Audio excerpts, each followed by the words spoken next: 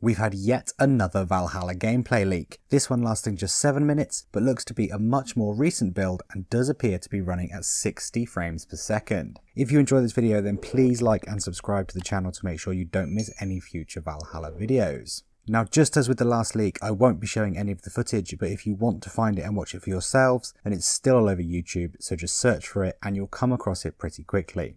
And from what I've seen on this, the gameplay looks incredibly smooth. There were also Xbox controller prompts in the gameplay, so this was either running on the Xbox Series X or a PC with the Xbox controller plugged in. I couldn't see any graphical settings available in the menu, so I think this was being played on the Xbox Series X. Having said that, it was previously reported that Valhalla would only run at 30 frames per second on the next gen consoles, so I'm really not sure. That 30 FPS report led to a huge amount of disappointment when that news came out, so hopefully that report was wrong and it will be playable at 60 frames per second. In the gameplay, we saw the female version of Eivor fighting against the dark spirit of a dead Viking, who had been killed by the Saxons using some kind of pagan ritual. The now ex-creative director Ashraf Ismail had alluded to these kind of battles in an interview where he had said that these pagan rituals and sacrifices will take you into a dreamlike state similar to what happened in Assassin's Creed Origins, where we would enter these realms to fight different gods. The combat in the leak looks really good, and without going too much into it, it's got me really excited for the actual reveal in a few days' time.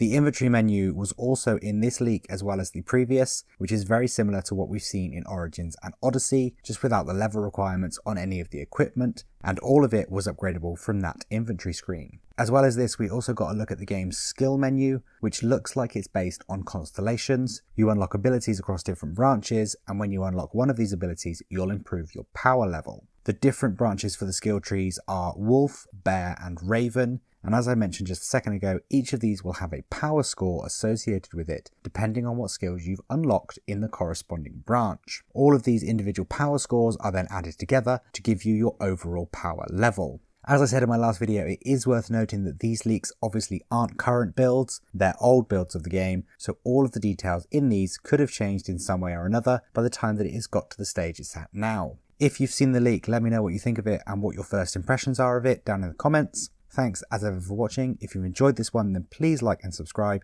and I will see you guys again soon.